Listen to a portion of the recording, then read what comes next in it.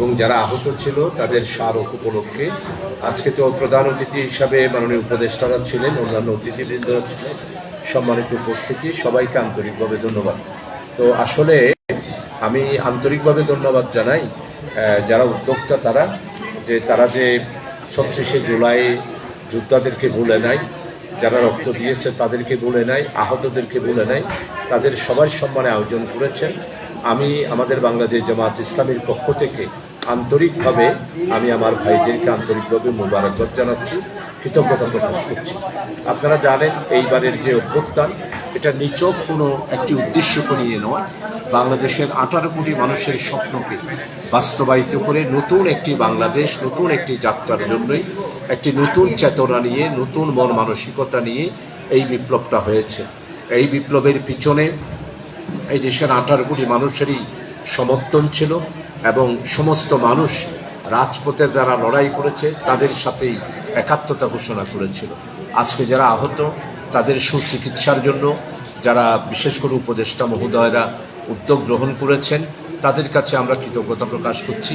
বিশেষ করে আজকে যারা আয়োজনে রয়েছেন তারাও তাদেরকে এইভাবে সুযোগ সুবিধা এবং সুচিকিৎসা, শহীদ পরিবারের স্মরণে তারা যে একটা ব্যবস্থা করেছেন, এটা একটা আমাদের জন্য মাইলফলক। আমি সবাইকে আন্তরিকভাবে ধন্যবাদ জানাচ্ছি, প্রীতি এবং শুভেচ্ছা জানাচ্ছি।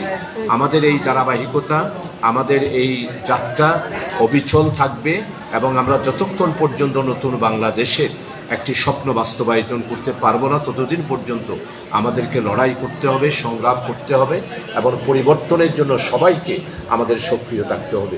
আজকে যারা উদ্যোক্তা তাদের সবাইকে আন্তরিকভাবে আগামী দিনে, বিশেষ করে আগামী দিনে যে আমাদের চ্যালেঞ্জ, সেই চ্যালেঞ্জের মোকাবেলার জন্য বিশেষ করে বাংলাদেশ জামাত ইসলামীর পক্ষ থেকে আমির জামাত ডক্টর শফিকুর রহমান সাহেব বলেছেন, চাঁদা নিজেও নেব না, চাঁদা বাজি কাকও করতে দেব না, নিজেও দুর্নীতি করব না, দুর্নীতিবাজদেরকে আর দুর্নীতি করতে দেব না।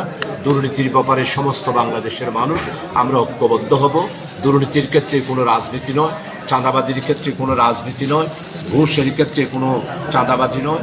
বাংলাদেশের অন্যায়, অনাচার, বেবিচার, সর্বোপরি এই দেশে ন্যায় এবং ইনসাফ ভিত্তিক সুবিচার কায়েম করার জন্য সবাই দলমত নির্বিশেষে রাজনৈতিক মত আদর্শের ঊর্ধ্বে উঠে বাংলাদেশের 18 কোটি মানুষের স্বার্থে আমরা এই দেশে ইনসাফ কায়েম করব, মানবাধিকার কায়েম করব এবং মানবিক একটা বাংলাদেশ গঠন করে বাংলাদেশের 18 কোটি মানুষ প্রত্যেকেই তাদের নিজস্ব স্ব নাগরিক অধিকার ফিরিয়ে পাবে।